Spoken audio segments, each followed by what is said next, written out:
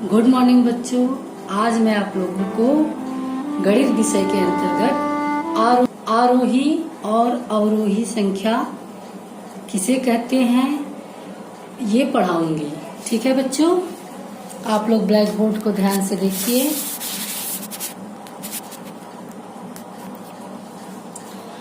आरोही और अवरोही संख्या, कोई संख्या बच्चों जैसे आरोही का मतलब होता है बढ़ते क्रम में। आरोही संख्या मतलब जब बढ़ता क्रम, आरोही संख्या मतलब होता है बढ़ते क्रम में। अगर कोई संख्या लिखी हो तो उसे आरोही संख्या कहते हैं। जैसे 1, 2, 3, 4, 5, 6, 7, 8, 9, 10।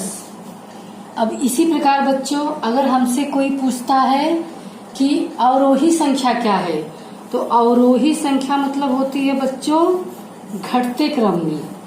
अवरोही संख्या मतलब घटते क्रम में, इसका मतलब है घटते क्रम में। मतलब पहले बड़ी संख्या, उसके बाद छोटी संख्या, फिर उससे छोटी संख्या, फिर उससे छोटी संख्या।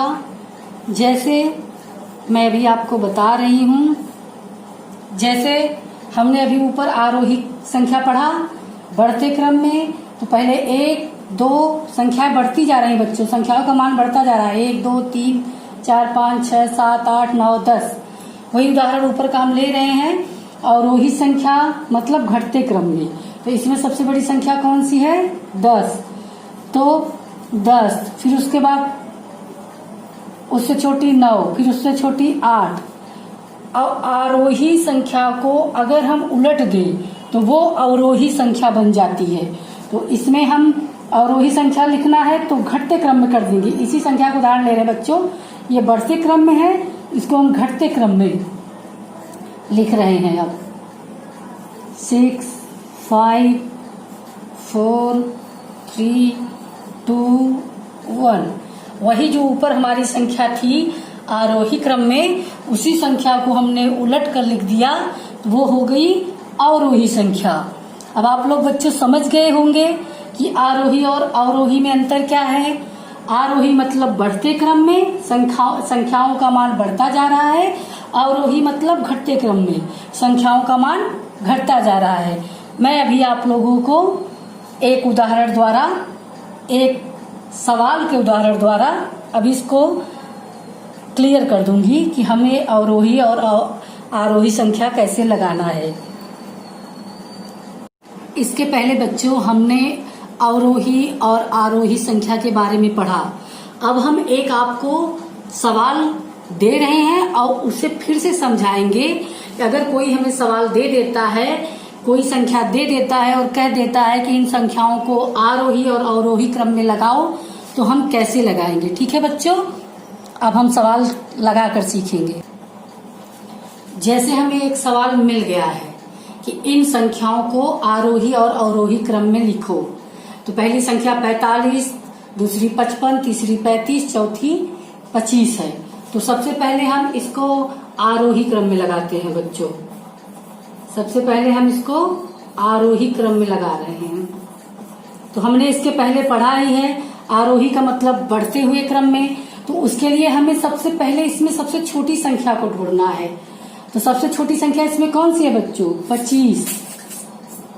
हमें बढ़ते हुए क्रम में लिखना है ना, तो छोटे से ही तो बढ़ लिखना होगा। फिर इसके बाद इससे बड़ी संख्या कौन सी है? 35। फिर इससे बड़ी कौन सी संख्या है? 55 तो होगी नहीं, 45। फिर उससे बड़ी संख्या कौन सी है? 55। तो ये बच्चों हमारा हो गया आरोही क्रम। आरोही क्रम का मतलब है बढ़ते हुए क्रम में।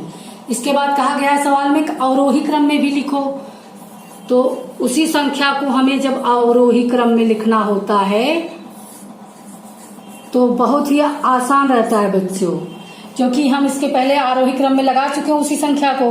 बस उसी संख्या को अगर हम उलट देते हैं, दूसरा सवाल होता तो एक बार सोच के लिखते घटते क्रम में, लेकिन उसी संख्या को अवरोही में करना है तो आरोही को उलट के लिख देंगे तो हमारा अवरोही क्रम लिखा जाएगा। तो आरोही क्रम में बढ़ते क्रम में है लिखना और अवरोही क्रम में है घटते हुए में। तो घटते हुए में सबसे बड़ा पहले लिखते हैं, तो सबसे बड़ा कौन सा है 55। उसके बाद कौन सा आता है उससे छोटा 45, फिर उससे छोटा 35, फिर उससे छोटा 25। ये हमारा हो गया बच्चों अवरोही क्रम। मेरे ख्याल से आप लोग बहुत ही अच्छे से समझ गए होंगे कि आरोही और अवरोही क्रम में क्या अंतर है, और आप लोगों को अच्छे से ये सवाल आ गया होगा। ठीक है बच्चों, थैंक यू बच्चों।